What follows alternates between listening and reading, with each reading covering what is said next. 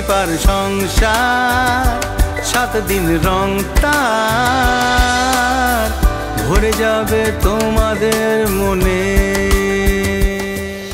रघुपति राघव राजा राम पतित पावन सीताराम।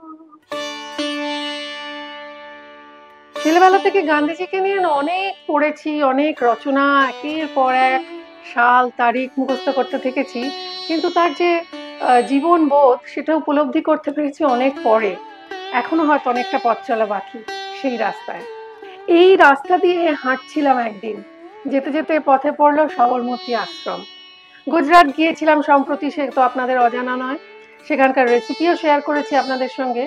কিন্তু মূল শহর থেকে 4 কিলোমিটার দূরে, কিন্তু এয়ারপোর্ট থেকে খুব কাছে সবরমতী আশ্রম, গান্ধীজির আশ্রম, আশ্রম রোডে অবস্থিত। মানে ওই আশ্রম থেকেই সামনের রাস্তার নাম রাখা হয়েছে আশ্রম রোড। ওই রাস্তা দিয়ে যখন যাবেন, এই মনোরম পরিবেশ আপনি যখন দেখবেন, সেখানে একটা রাত না কাটিয়ে আপনি থাকতে পারবেন না।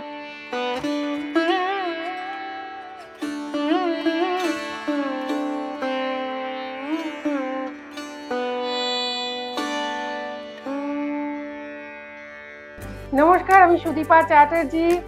শুরু করছি Fortune edible oils and foods presents সুদীপার সংসার in association with Deep Prakashan. আজকে আমরা গান্ধীজিকে নিয়ে কথা বলছি, কেননা খুব সামনেই 2 অক্টোবর। সালটা 1915, মে মাস হবে খুব সম্ভবত।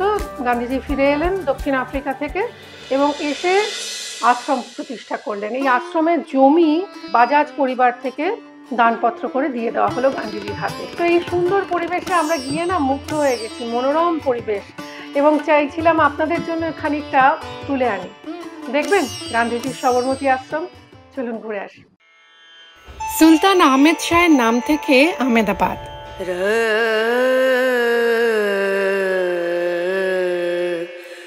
শুটিং এর পর একটা দিন হাতে সময় পেয়ে আদিকে নিয়ে সোজা চলে গেলাম সবরমতী নদীর তীরে গাছগাছালিতে ঘেরা আরেক শান্তিনিকেতনে। এই শান্তির আশ্রমটি মহাত্মা গান্ধীর সবরমতী আশ্রম। প্রথমেই সোজা চলে গেলাম সবরমতীর তীরে। ছোট্ট আদি 2 চোখ ভরে দেখলো আরাবল্লীর পাহাড় থেকে এসে সবরমতী কি সুন্দর চেহারা নিয়েছে আশ্রমের ঘাটে। এবার ওকে নিয়ে গেলাম আশ্রমে। সেখানে কিভাবে চরকায় সুতো কাটা হয় তা ওকে দেখিয়ে খালি পায়ে ঢুকে পড়লাম আশ্রমের মূল ভবনে। এখানেই জাতির জনক কাটিয়েছিলেন তার জীবনের সবচেয়ে গুরুত্বপূর্ণ একটি অধ্যায়। দেখছেন আজও কিরকম যত্ন করে রাখা আছে সেই সময় ব্যবহৃত গান্ধীজির চশমা থেকে শুরু করে তার সমস্ত সামগ্রী। এই হচ্ছে সবরমতীর আশ্রমের রান্নাঘর।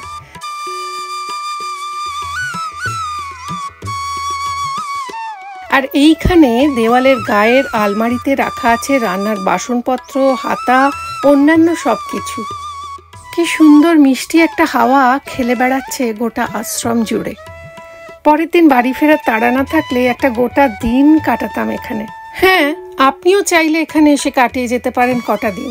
কথা দিচ্ছি, ভারতের স্বাধীনতা সংগ্রামের আঁতুর ঘর বা প্রাণকেন্দ্র এই আশ্রমে মন শান্তি আর আরাম পাবেই পাবে। দেখলেন, ভালো লেগেছে? আমি জানি অনেকের ইচ্ছে করছে বা মনে পড়ছে যে আজকে এরকম জায়গায় গেলাম, এখান থেকে কলকাতা থেকে গুজরাট যাব, আশ্রমে ঘুরবো, থাকবো কোথায়? আশ্রমে কিন্তু গেস্ট হাউস রয়েছে যেখানে আপনারা থাকতে পারেন, সুইট রয়েছে, অ্যাটাচ বাথরুম রয়েছে, ডরমেটরি রয়েছে, সবাই মিলে গিয়ে থাকতে পারেন, খাওয়া দাওয়া করতে পারেন। এইবার এই খাওয়া দাওয়ার প্রসঙ্গে বলি, গান্ধীজির খাওয়া দাওয়া তো খুবই সরল সাদাসিধে ছিল। তিনি ভেজিটেরিয়ান ছিলেন এবং ভেজ খাবার খেতেই পছন্দ করতেন। গুজরাটি ভেজ খাবার কিন্তু বাঙালি ভেজ খাবারের থেকে বেশ আলাদা। রুটি, তার 2 রকম সবজি, আর 2 থেকে ম্যাক্সিমাম 3টে রুটি হাতে গড়া। রেগুলার অ্যাকচুয়াল ওই রকম অথেন্টিক রেসিপি বলে কিছু আমি অন্তত পাইনি। আমি মোটামুটি যেটা দেখেছি গান্ধীজি খেতে ভালোবাসতেন সেরকম 2 রেসিপি নিয়ে এসেছি। একটা লাউ দিয়ে তৈরি হয়, একটা বেগুন দিয়ে তৈরি হয়, লকি কি সবজি আর ব্যাঙ্গন কা সবজি। চলুন শুরু করি। প্রথমেই নেব ফরচুন এডিবল অয়েলস এর মধ্যে থেকে ফরচুন রিফাইন্ড সয়াবিন অয়েল, যেটা কিনা fortified with vitamin A and D.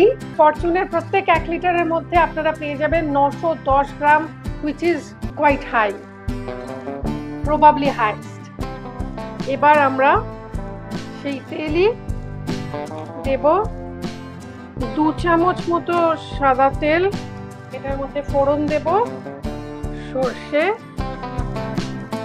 একটা শুকনো লঙ্কা, আমাদের যেমন শুকনো লঙ্কা জিরে তেজপাতা ফোড়ন দিই, ওরা তেমনি সর্ষে শুকনো লঙ্কা কারি পাতা দেয় ফোড়নে। একটা কাঁচা লঙ্কাও দিলাম। ফোড়নটা রেডি হয়ে গেল। একটুখানি আদা বাটা দিয়ে দেবো।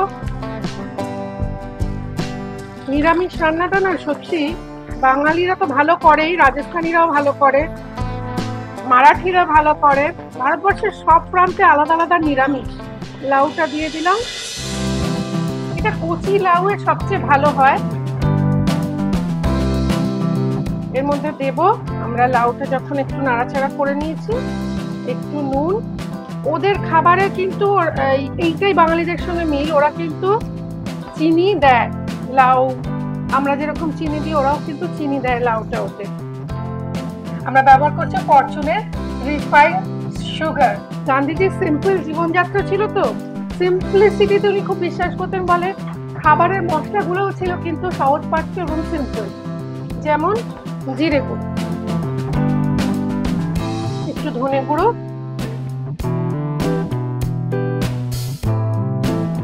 লাউ থেকে জল বেরোবে কিন্তু মশলাটা যাতে পুড়ে না যায়, একটু জল দিলাম। Will give it a toss.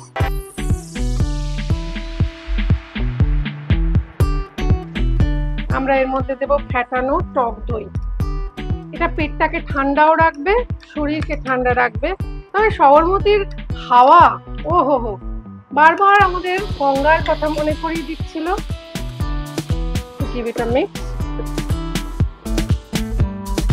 আমি যেটা করি, আমি দেখেছি আমার বন্ধু ওখানে তেজাল ছিল, তেজালের কাছ থেকে শুনলাম, যেটা সাউথ ইন্ডিয়ানরাও করে থাকে, যে কোনো রান্নায় কারি পাতা একবার ফোড়নেও দেয় আর একবার এমনি কাঁচা ছিঁড়ে দেয়, যাতে কারি পাতার গুণগুলো অক্ষত থাকে। আমরা এটার মধ্যে দেব একটু নারকেল কোড়া, মানে কোড়ানো নারকেল। ঢাকা দিয়ে একটু হবে। দইটা দেওয়ার ফলে না একটা অন্যরকম স্বাদ হবে। গান্ধীজি সব রান্নায় ঘি দেওয়া খুব একটা পছন্দ করতেন না, সেই জন্য আমি এটা ঘি দিলাম না, অ্যাড করলাম না। আপনারা চাইলে বাড়িতে যদি খান একটু ঘি অ্যাড করে দেখতে পারেন, মন্দ হবে না। তবে ওদের ঘিটা না একদম আলাদা, হোয়াইট ঘি। রান্না কমপ্লিট অলমোস্ট, জাস্ট ভাপে হবে আঁচ কমিয়ে। Minute 8 that's all. লাউটা সেদ্ধ হয়ে গেলে আমরা সার্ভ করব। কিন্তু লাউ খাওয়া নিয়ে এরকম সিম্পল রেসিপি নিয়ে আমাদের প্রিয় ডাক্তারবাবু কি বলছেন দেখবেন, চলুন। অনেকেই না আমার প্রশ্ন করে, নিরামিষাশী আমি কমপ্লিটলি, তাহলে আমার কি খুব ক্ষতি হবে ডাক্তারবাবু? ভেজিটেরিয়ান ডায়েট কি খারাপ? আমি প্রথমেই বলে রাখি, ভারতবর্ষের প্রায় 30 থেকে 35% মানুষ কিন্তু টোটালি ভেজিটেরিয়ান। তার মধ্যে 5% হচ্ছে ভেগান, যারা দুধ অব্দি খায় না। তা ভেজিটেরিয়ান যারা, তারা তো সুস্থভাবে বেঁচে থাকেন। তার কারণ ভেজিটেরিয়ান খাবারের মধ্যে কার্বোহাইড্রেট আছে, প্রোটিন আছে। তা ভেজিটেরিয়ান প্রোটিন কোনগুলো? যেমন ধরুন ডাল, ডালে ভালো প্রোটিন থাকে, ছাতু ভালো প্রোটিন থাকে, দুধ যারা খান এক্সিলেন্ট প্রোটিন থাকে, খুব গুড কোয়ালিটি প্রোটিন থাকে। যারা ভেগান তাদের একটু অসুবিধা হয়, দুধ ছাড়া কিন্তু গুড কোয়ালিটির প্রোটিন ভালো নেই ভেজিটেরিয়ান ডায়েটের মধ্যে। তাহলে তাদের কি করতে হবে? কিছু কিছু সময় vitamin B12, vitamin D supplementation নিতে হয়, স্পেশালি যারা ভেজিটেরিয়ান। আর ভেজিটেরিয়ান হয়ে যে ভালো করে লড়া যায়, সেটা তো আমাদের জাতির জনক দেখিয়ে দিয়েছেন, তিনিও তো ভেজিটেরিয়ান ছিলেন। এইবার বানাবো ব্যাঙ্গন কি সবজি, যেটা বোধহয় আমার তো দেখে মনে হচ্ছে পৃথিবীর সবচেয়ে সহজতম সরলতম রেসিপি। কিন্তু এটার একটা ট্রিক আছে। প্রথমে আমরা গোটা জিরেটা, তাওয়াটাকে একদম ম্যাক্সিমাম হিট করে নেবেন, তারপর আঁচটা কমিয়ে দেবেন, দিয়ে জিরেটা এরকম হাতে ঘষে আমরা আস্তে আস্তে তাওয়ার ওপর দেব। এবার আমরা এর মধ্যে দেব Fortune refined soybean oil. Fortune refined soybean অয়েলের প্রতি 1 লিটারে আপনি পেয়ে যাচ্ছেন 910 গ্রাম। সুতরাং দাম নেই, গ্রাম দেখো। দেখুন ফোড়নটা হয়ে গেছে, আঁচ বাড়িয়ে দিলাম, বেগুনটা দিয়ে দিলাম ঝপাং। বেগুনটা যতক্ষণ একটু হচ্ছে ততক্ষণ আমরা একটা মশলা বানাবো। এটা পটল দিয়েও ভালো হয়। দিচ্ছি হলুদ গুঁড়ো, বেশ খানিকটা ধনে গুঁড়ো, জিরে গুঁড়ো, শুকনো লঙ্কার গুঁড়ো, নুন, চিনি। আমরা ব্যবহার করছি ফরচুনের রিফাইন্ড সুগার, টক দই। এটাকে একটু জল দিয়ে ফেটাতে হবে, একটু জল। এই বেঙ্গন কি সবজি বা বেগুনের সবজি বা ভিন্ডি গান্ধীজি খেতে খুব ভালোবাসতেন বলে শুনেছি। এইবার এটা এর মধ্যে দিয়ে দেবো।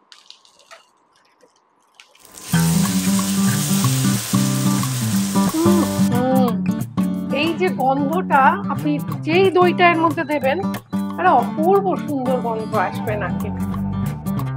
আর একটু জল দেব।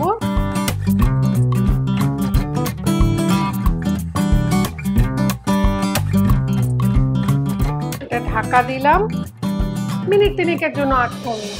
এইবার বেগুনটা একদম সেদ্ধ হয়ে গেছে। এই সময় দেব সাদা তিল বাটা। বাই দ্য ওয়ে, সাদা তিল কিন্তু কোলেস্টেরল কমাতে হেল্প করে। এটাই অ্যাকচুয়ালি গ্রেভির বেস। এইবার রান্না কমপ্লিট। এটার মধ্যে আমরা দেব একটুখানি আটা, ফরচুনের চাকি ফ্রেশ আটা। বাস, আমাদের রান্না কমপ্লিট। बैंगन का सब्जी রেডি টু সার্ভ। আমরা মহাত্মা গান্ধীজির উদ্দেশ্যে তাকে স্মরণ করে তার ফেভারিট থালি বানিয়েছি, যেটা খুবই সিম্পল। 2টো সবজি আর 2টো রুটি। চলুন এটা সার্ভ করে দিই। ফরচুনের তরফ থেকে রয়েছে একটি গিফট হ্যাম্পার। দীপ প্রকাশনের তরফ থেকে রয়েছে বাছাই করা কিছু বই। সুদীপা চ্যাটার্জি স্টোরের তরফ থেকে রয়েছে একটা সুন্দর শাড়ি। ক্লাব সেলুনের তরফ থেকে রয়েছে 2000 টাকার গিফট ভাউচার। এক সময় না মনে হয় এত হিংসা, বিদ্বেষ, হানাহানি, মারামারি, এ ওকে ওর দোষ খুঁজে বার করছে, এ ওকে আঘাত করছে, ও ওকে আঘাত করছে, আঘাত পাল্টা আঘাত, আঘাত পাল্টা আঘাত চলতেই থাকে। সমাজ মাধ্যমে তো সেটা দেখতে পাই, কখনো কখনো আমিও তার শিকার হই। তো সেখান থেকে বেরোবার একটা পথ খুঁজে পেয়েছি আমি। আমাকে যে কখনো কষ্ট দেয় না সেই সমস্ত কুমন্তব্য এমনটা নয়। আজকে আপনাদের সঙ্গে আজকের এই শুভ দিনে শেয়ার করছি একটা ট্রিক, যেটা কিনা সবরমতী আশ্রমে গিয়েই তার উক্তি সেগুলো এক জায়গায় লেখা আছে, সেখানে পড়েই আমি বুঝতে পারলাম। একটা হচ্ছে, আমার অনুমতি ছাড়া তুমি আমায় কখনোই কষ্ট দিতে পারবে না। তো আমাকে কষ্ট দেওয়ার অনুমতি আমি কাউকে দিই। এইটা হচ্ছে সেলফ কন্ট্রোল, এই হচ্ছে স্বাধীনতা। আমাদের ভারতবর্ষ যেন আক্ষরিক অর্থে এইরকম ভাবেই স্বাধীন হয়ে ওঠে, স্ব-অধীন। আমরা যেন প্রত্যেকে নিজের নিজের নিয়ন্ত্রণ নিজের কাছেই রাখি। নিয়ন্ত্রণটা কিন্তু রাখা খুব জরুরি। সকলে ভালো থাকুন, আনন্দে থাকুন। আবার চলে আসবো, আর দেখতে থাকুন সুদীপার সংসার। নমস্কার।